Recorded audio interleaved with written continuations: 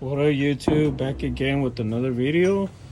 This time I'm working on my 8th gen Civic Si 2008 and I'm doing the EM1 Master cylinder swap. I already changed out, this is the EM1 and I changed out the rod. Right here is the end result. It's supposed to look like this. You use your original 8th gen rod, and what you do is you grease up that pilot or the swivel thing right here inside. What I use is high temp Honda grease. I mean, it's Honda, you know, so, or you can use whichever is on your budget.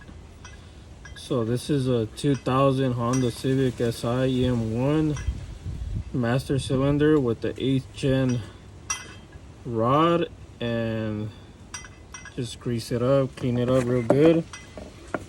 Here's the side by side.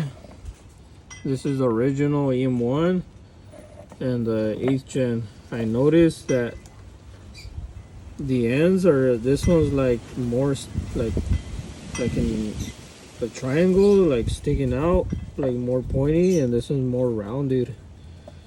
But it feels all right. It feels better than the original, like the original on the EM1. It feels hella sloppy, and this one kind of still does, but not as quite. So this is the difference. And now let's see what's inside the original 8th gen. Supposedly this is what's causing the delay. I never seen inside. My first time seeing this. You're watching it just with me.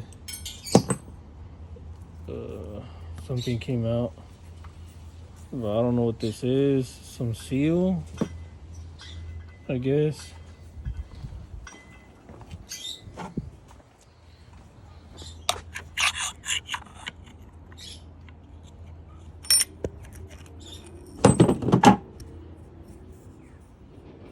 I'm not sure what this is. It's metal. So I guess there's a seal and this another like a gasket.